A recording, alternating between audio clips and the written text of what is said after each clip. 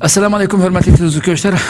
Biz bir qancha turli mavzu, ya'ni Xitoyninki bu Shanxay hamkorlik tashkiloti Turkiyani qarshi olganligi, suhbatga tayyor ekanligi to'g'risida, shuningdek Basharning Uyg'urlar haqidagi bergan bayonoti, shuningdek Yevropa Turkiya munosabatlari haqida Turkiya Hacettepe Üniversitesi Tarix Fakültesi o'qituvchisi, shuningdek strategiya mutaxassisi doktor Erkin Akram bilan suhbat olib boramiz. O'zi hozir Anqara telefonimizda.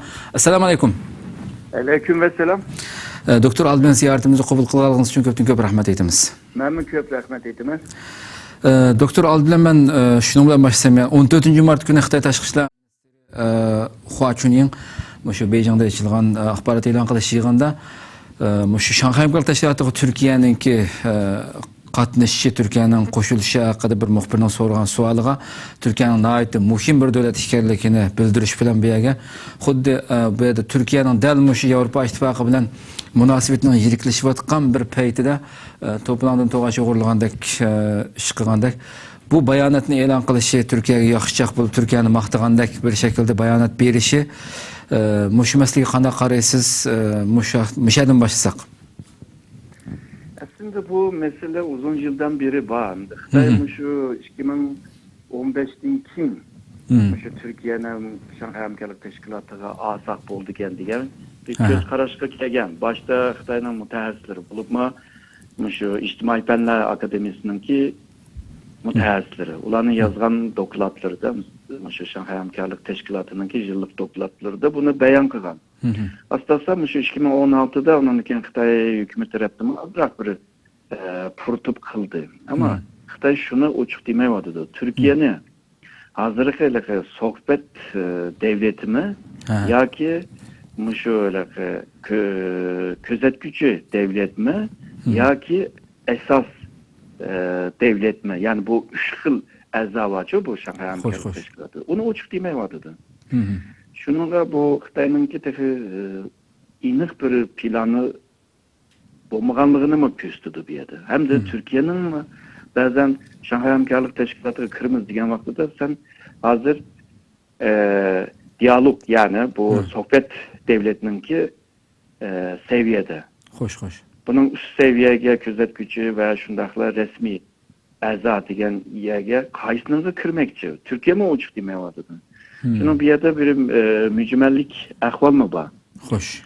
Xitay Türkiye'ne eğer de şu Shanxay hamkorlik tashkilotining ki hiç olmasa şu közet gücü statüge ağam olsa, bu seviyeye ağam olsa hem de Türkiye o yığınlara katlaşalaydı ama karar veremeydi. Kol götüreleydi ama onun kararını itibar kılmaydı. Yani makul dismi, yak dismi, onunki göz karşına fikrini kabul kılmaydı. Bu statüde bolsa. Şunun Türkiye'nin kirdiğen yeri aslında şu resmi azat. Xitay için Türkiye bir paydası buludu. Çünkü Shanxay hamkorlik tashkiloti şu Xitay'ınki İpek yolu, yani yeni İpek yolu. Açık bir koşumcu bir töpe koşup bir alaydı. Bu sebepten töpeyle Türkiye kirgenlikin. Asya ve şu Avrupa kıtağına bağlaydıgan Türkiye boğaçka. Bu rayonda eğer de Xitay'ınki bir şerigi bolup kalsa Türkiye, bu vaxtda Xitay'ınki asıl şu maksatı boğan yeni İpek yolunu amelga aşırışka Türkiye mi töpe koşup bir alaydı. Hazır mı Türkiye şu Shanxay hamkorlik tashkiloti ile birlikte yeni İpek yolu planlama kıytılıvadı. Bunun karşı bazı planlarını ulaştırıvadı. Hem de şu Tashqi ishlar ministrliğinin içinde bir şema açtı bununla. Yeni İpek yolu strateji için. Türkiye'ninki planının ismi şu Otra Koridor planı. Bunda bir isim koyup da bununla. Yani Xitay'la hamkorlik qilamiz deydi. Doğru. Bu chetda mesela Shanxay hamkorlik tashkiloti bir tashkilot bo'lgan keyin tashkilot sifatida, tashkilotning a'zosi sifatida Xitoy bilan texnik yaqin hamkorlik qila oladi degan gap. Bu agarda siz degandek agar rasmiy Turkiya ham shuni xohlaydi, albatta rasmiy bir a'zo bo'lishni. Rasmiy a'zo bo'lgan taqdirda Turkiya hozir Shanxay Hamkorlik Tashkilotining ichidagi hech qanday bir davlat Turkiya qimmat qarshi bir davlat emas, sistemasi bo'lsin. Hammasi demokratik tuzumda emas. Turkiyadagi bir erkin, demokratik bir tuzumda ketayotgan hem NATO'nun bir a'zosi bo'lgan bir davlatniki u yerga kirsa, ular bilan zich-mizich holatda gapini o'tkazib ma'alishi bir tirkishmaydigan ekanman siz ikkisi ikki xil tuzumda bo'layotgan bir davlatniki. Bu Shanxay Hamkorlik Tashkilotininki davlatlarninki qimmat qarashi o'xshamaydi. Ko'pinchisi demokrasiya davlat emas. Xo'sh. Ama bularninki o'rtaq manfaati shu iqtisod va energiya. Xo'sh. Yana bir so'zi Xitoyning jiqaroq ta'kidlayotgan rayonninki xavfsizligi, ya'ni shundaqla terrorizm bilan kurash qilish. Xo'sh. Ama qolgan davlatlarninki maqsadlari shu energiya va iqtisod va tijorat jihatdagi hamkorliklarni kuzatib turyapti. Ama Xitoy terror bilan kurash qilishni asos tutyapti.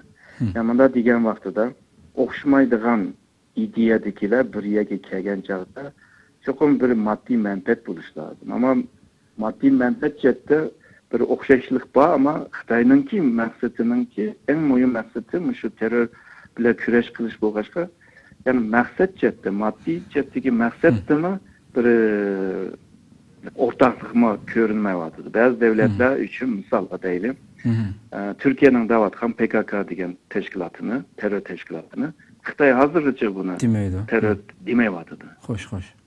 Türkiye bo'lsa Sharq Turkiston Islom harakati degan bu tashkilotni terror tashkiloti deb qildi, ya'ni Xitoyga deb berdi degan gap. Xo'sh. Ama Xitoy hozirgacha Turkiyadagini deb bermayapti.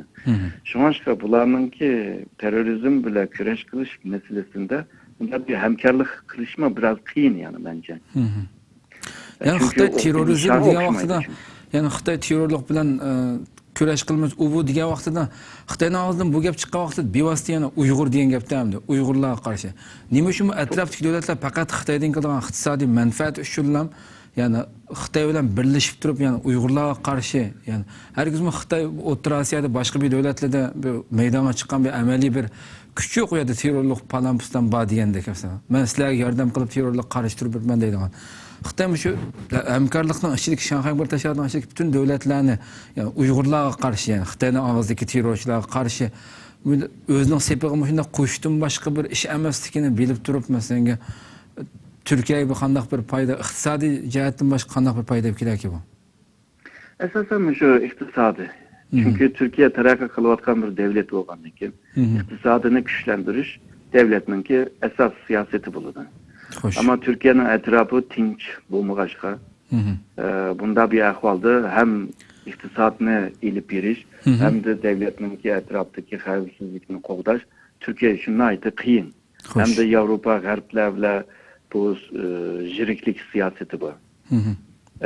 Bulupma şu 7. ayın 15'teki askeri zarbe gelişten keyin Avrupa ve G'arb devletlerininki Türkiye'ye bo'lgan pozitsiyasini Türkiye yaxshi ko'rmadi. Çünkü demokrasi bir devlet olsa, saylan bilan kelgan bir hakimiyetga askerler bu yerda zarbe beryapsa, sizlar nemishki askerlarni ya da askerning orqasidagi bu Fethullahchilarni nemishki tanqid qilmaysizlar. Bunday bo'lgandan keyin bu munosabatlar jiriklashyapti. O'tir shartda ba'zi o'rtaq bir siyosatmi ko'rinmayapti. Undan keyin bu Suriyaniki ko'chmanlarninki Yevropaga berib ketishi u bu deganmi Turkiya bilan bir jiriklik yaratishning sababi bo'lib qoldi. Shunga uchun Turkiya hem iqtisodini hem de xavfsizlikni qo'g'dash uchun shu Xitoy bilan yaqinlashish, bularning hozirgi bir siyosiy tanlash, yani shu siyosatni tanlayapti. Shuning Xitoydan agarda xalqaradan Türkiye'ni qo'llasa, bundan keyin bu iqtisod jihatdan mablag'larni silish va Xitoyninki texnikalarni Turkiyaga akilish, misolga tez suratli poyuz Xo'sh. Muşnama yardım qilamiz deyapti. Agar buni qilib qo'ysa, ikki davlatning orasida munosabat yaqinlashidir. Shanxay Hamkorlik Tashkilotininki bu minbarda bularninki hamkorligimi kuchlandi. Xo'sh. Ba'zi yerlarda chiqishamagan bolsa bazı yerlerde, bazı sahalarda çıkışalaydı hazırki ahval qaraganda. Doğru. Şu ahırkı cevabınızdan yola çıkıp dur başlasak ama Türkiye-Avrupa münasebetlerini. Hem de hakikaten siz degендek ahırkı aylarda bulup 7. aydan keyin beklem yirikleşip gitti. Hem de bu Türkiye'nin bu Avrupa devletlerinden ki bu Türkiye'ye karşı bu şekilde düşmanlık pozisyonu tutuşu Eminette mesela muşkatimki en ahırda çıkan Gollandiya'nın ki pozisyonu bolsun, ministerlarını devletke kirgizmesliktek bu şekilde muamele kılışı. Yani bütün Avrupa kılıp kilovatkan bütün kıymet karışlarını defsende kılgan şekilde iştlağa atlarını sürüp mesela halkımı şöyle yaşavatkan normal bir namayış kılgan halkımı. Bu şekildeki yirikleşip gidişi eminette Avrupa'nın ki desteklevatkan mesela hayır cephesi bu hazırki yakında bulduğun 16. sınıfta bulduğun saylamga yaqtaydı Allah'a zal hemme narsani içip berip televizorlarda devlet televizorlarida ma'qul deb ularning tashviqotini qilib berishga yo'l qo'yib davlat tarafidan kelgan ministerlar eng yuqorisi ministerlargacha bu qabul qilmay Germaniyami shu nurg'un ministerlarniki yig'in zallarini o'zgartirib o'tib bu şekilde muamele kılışı Avrupa'nın nime paydalı ki bir yerde bu şekilde devlet bilen eminette karşılar ki ruhsat kıvatkan taraf ya devlet emez ya küçük bir teşkilat emez hemmesi Türkiye tiroşlap karavatkan teşkilatlarını kucak açıp devlet cebhasını bolsa devlet tarafını bunu ittirişi bunu yıraktır deyişi Avrupa kandak paydap keldi ki bu? Yakınki yılda bulup mu şu 2008'dinki bir iktisadi krizge kirdi dünya. Avrupa bununki köp ziynine kördü.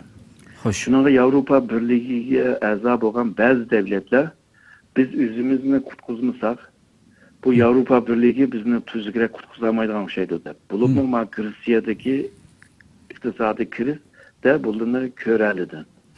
Şu anşka misalga başta şu İngilizce biz çıkitimiz dedi. Onundan ki geçkeleme oldu. Gollandiya, İtalyan degендek bazı ayrılımız da vardı.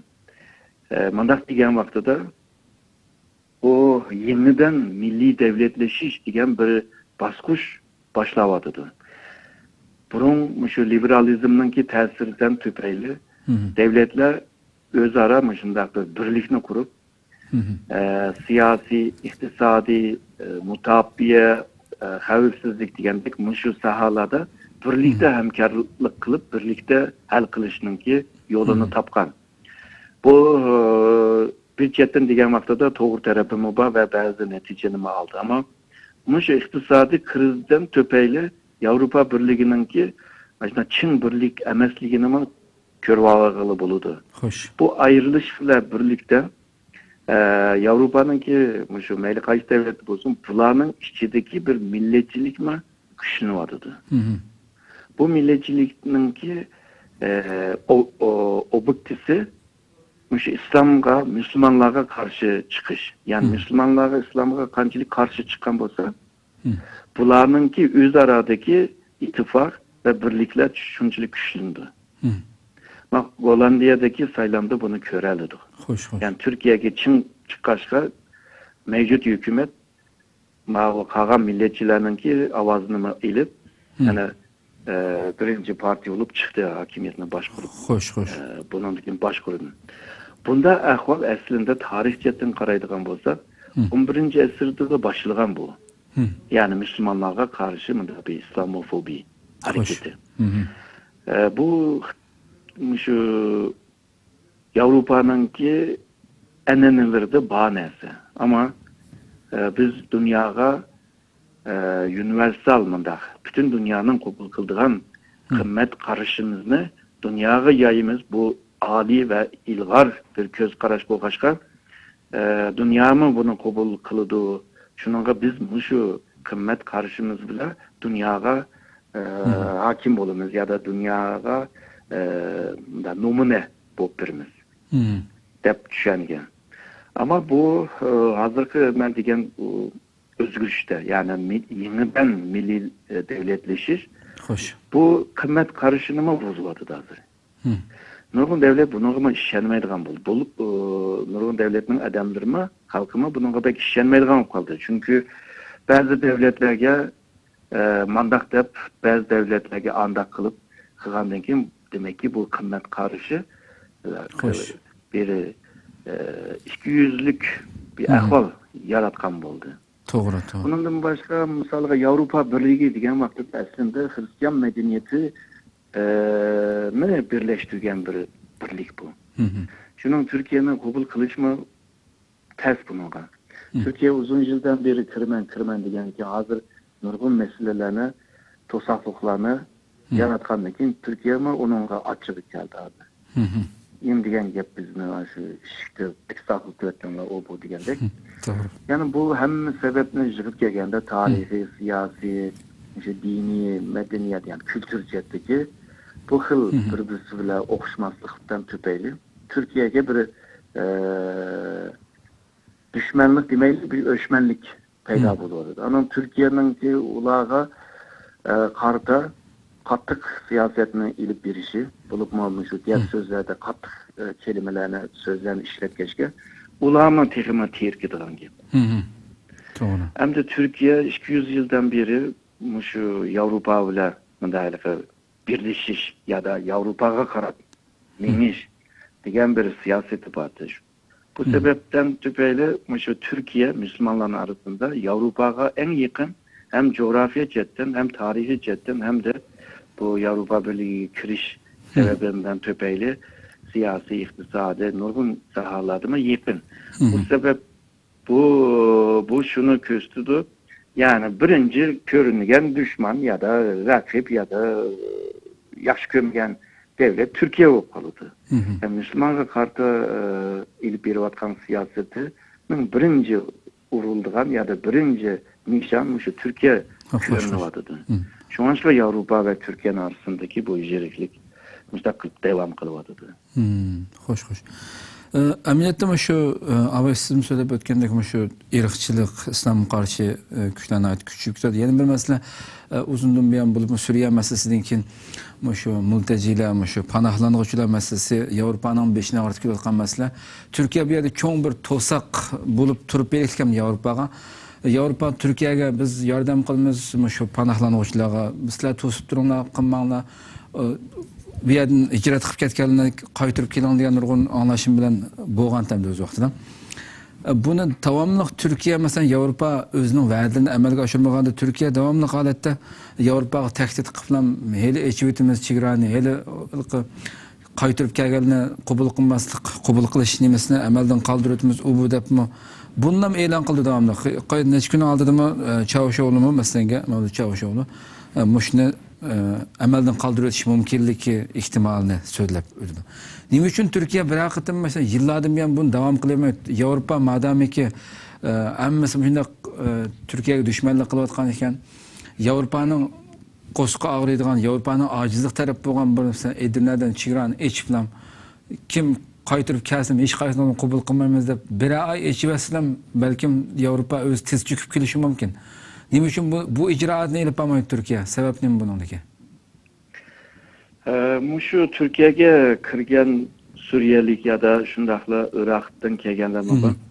Bularning bir qismi şu Türkiye'de emas, Avrupa'da yaşashini xohlaydi. Xo'sh, xo'sh, to'g'ri. Shuning Turkiyadan chiqib ketishini xohlaydi.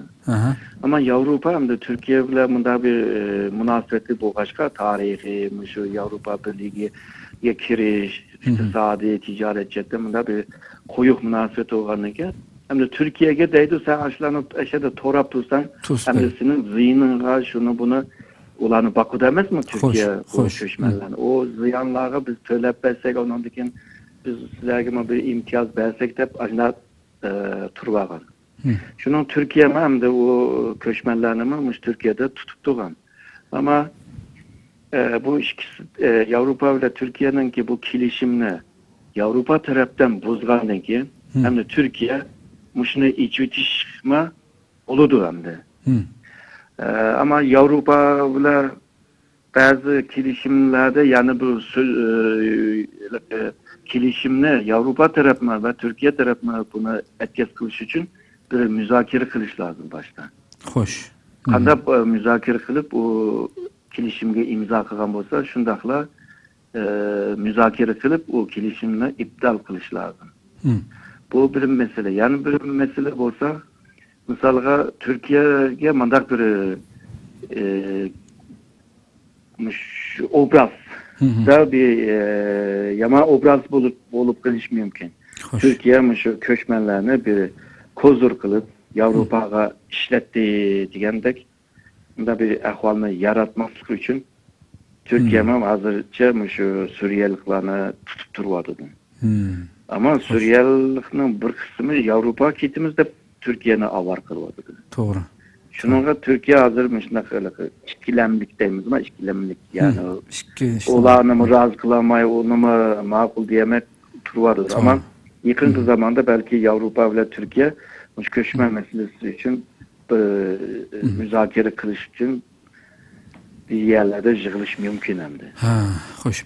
Hem de Beşar Esad'ın nimesi kilelim. Şu Beşar Esad 10. Mart günü şu Hong Kong'daki Sumro televizya stansiyasındaki muhbirinin ziyaretini kabul kılıp belki bu Beşar Esad'ın ağzından çıkan tuncu kıtımkı gap buluş mümkün.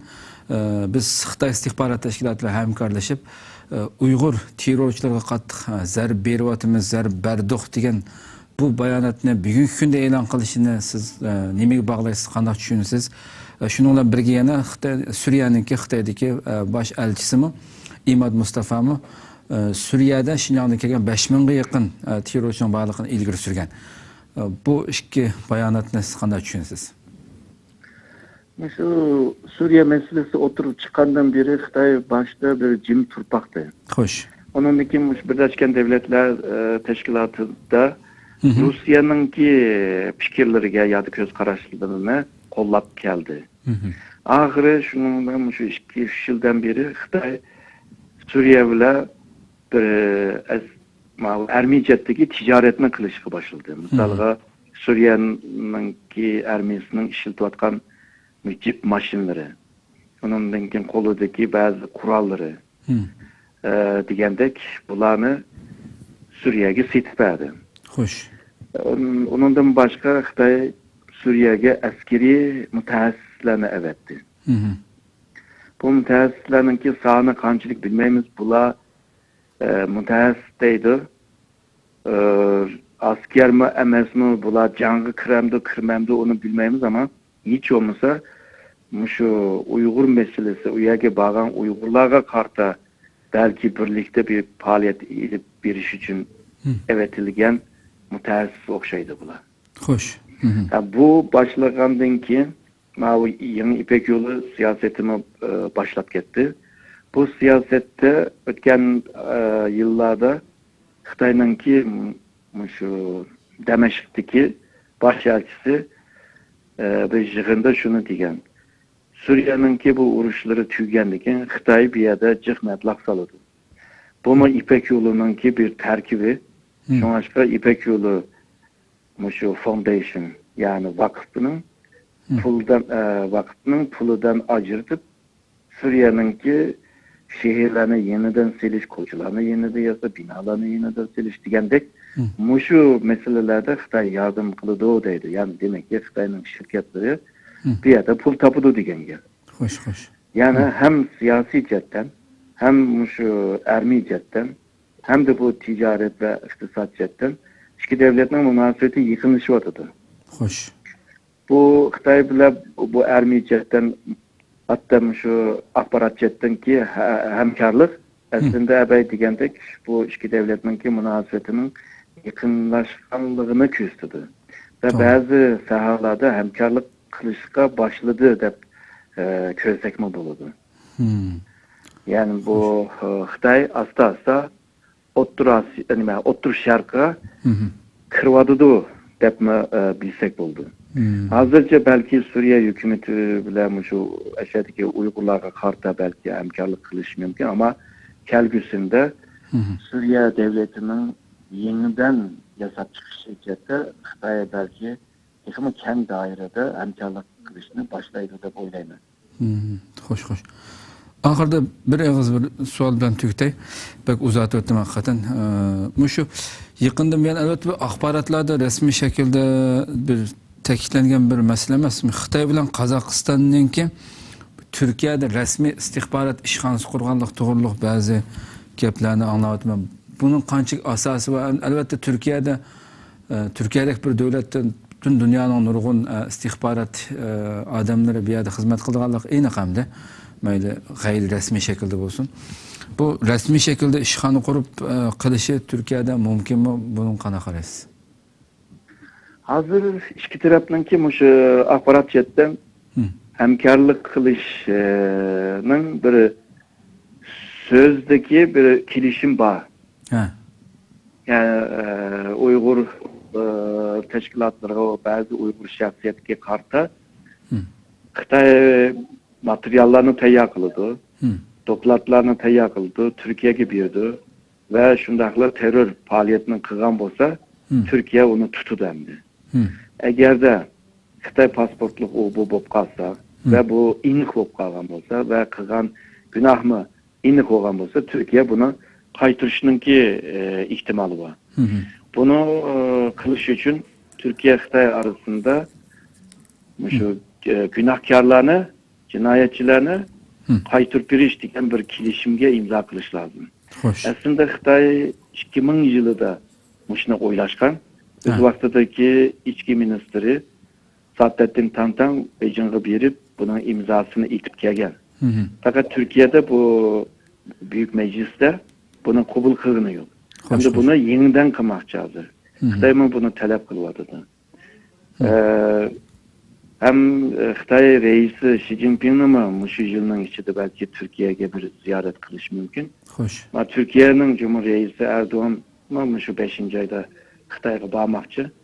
Şu ceryanlarda eğer de hazır mendep ötken girişim imza kılıngan takdirde mecliste ötküzüşme atsan şu hazırkı vaziyette.